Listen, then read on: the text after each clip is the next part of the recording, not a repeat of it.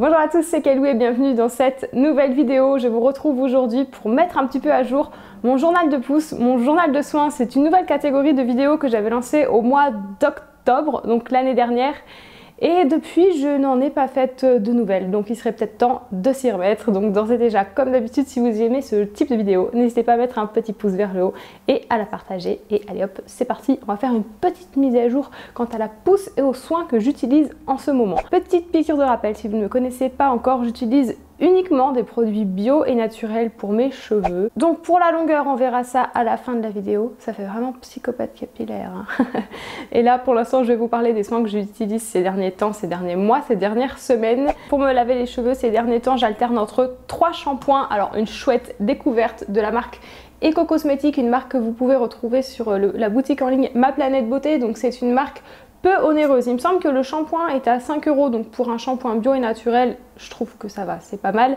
Et en plus, il fait très bien son travail, il lave les cheveux en douceur. Celui-ci est destiné à assouplir les cheveux et il leur redonne beaucoup de brillance également. Il les assouplit très bien, en fait, il tient vraiment ses promesses. Je trouve qu'il les rend extrêmement légers, ça c'est l'effet le plus visible sur mes cheveux en tout cas. Les doux ne les agresse pas, enfin c'est une chouette découverte. Et je sais que la marque fait également un shampoing pour le volume.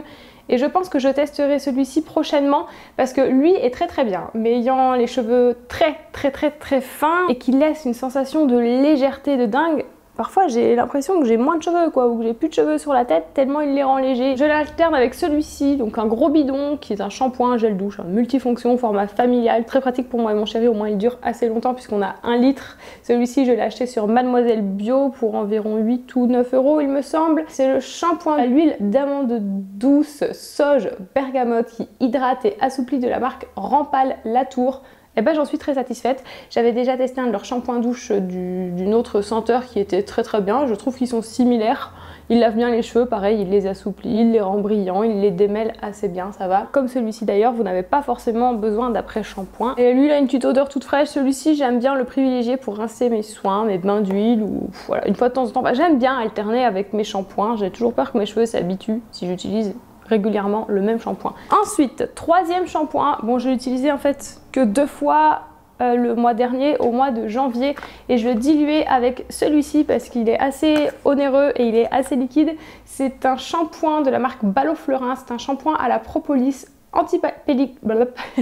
antipelliculaire et apaisant. Celui-ci à la base je l'ai acheté pour mon chéri qui a beaucoup de pellicules et beaucoup de démangeaisons, mais moi c'est pareil en fait en ce moment. Je pense vraiment que notre eau est trop calcaire et ça en devient chiant quoi. J'ai choisi celui-ci parce que la marque dit qu'il protège, qu'il assainit le cuir chevelu et calme les démangeaisons grâce à la triple action de la propolis. Parce que la propolis, je vous lis, est purifiante, régulatrice de la production de sébum à l'origine de la formation des pellicules, action revitalisante du cuir chevelu. Je crois aussi qu'elle est antibactérienne et antifongique en fait, comme je ne sais pas trop de quoi viennent ces démangeaisons. J'arrive même pas à voir si ces pellicules sont des pellicules sèches ou grasses. Il apaise un petit peu mais j'ai pas vu un effet flagrant. Bon moi je l'ai utilisé peu de fois.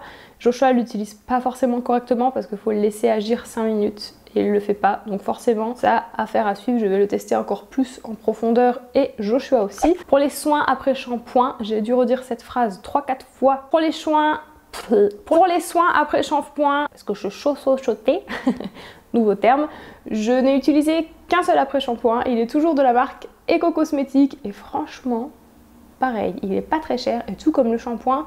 Mais il est génial ce truc. Celui-ci c'est pour la brillance, il est destiné à tous les types de cheveux, il est à base de jojoba et de thé vert. Tout comme le shampoing, il n'a pas une odeur de bio et de naturel, je trouve l'odeur assez neutre et douce. Voilà, pour les personnes qui ne sont pas fans des fortes odeurs de bio et naturel, je sais que ça en dérange certains et certaines, moi non. Et il vient immédiatement démêler les cheveux, les rendre beaucoup plus brillants, beaucoup plus lisses, je trouve. J'aime bien, j'adore ce petit après-shampoing.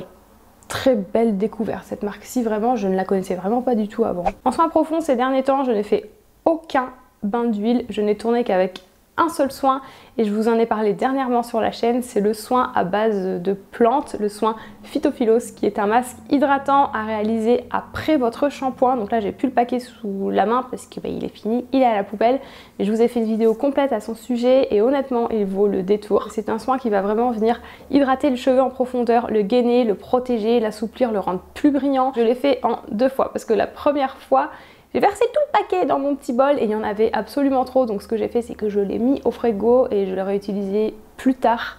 Et en fait voilà, mes cheveux n'ont pas besoin de plus de soins que ça. Grâce à celui-ci, c'est un soin complet. Je vous mets le petit lien de la vidéo dans le petit et dans la barre d'infos ainsi que l'article si vous voulez en savoir plus sur ce soin. Depuis le mois d'octobre, je vous avoue qu'au niveau coiffure protectrice, j'ai pas été correcte. J'ai omis de la faire plusieurs fois, donc j'ai dû couper un petit peu mes pointes et je pense que je vais le refaire aussi parce que je vois 2-3 petites fourches qui m'embêtent. Un peu de psychopathe du ciseau, faut pas me les laisser sous la main moi, parce qu'après je fais des bêtises. D'ailleurs j'en ai fait une énorme, je sais pas si vous l'apercevez là. Je vous en parle juste après. Mais là, cette dernière semaine, j'ai repris les bonnes habitudes avec mon petit cardoon hein, pour protéger mes cheveux la nuit. Donc soit j'inclus les pointes dedans, soit je les inclus pas et je mets une petite pointe d'aloe vera dessus pour les protéger également. Pour le démêlage de mes cheveux, très important aussi si vous avez les cheveux très longs et fins comme les miens. Mon dieu, le démêlage matin et soir, c'est le minimum à faire. Mais il faut choisir les bonnes brosses. Peut-être que je vous ferai une vidéo complète à ce sujet d'ailleurs.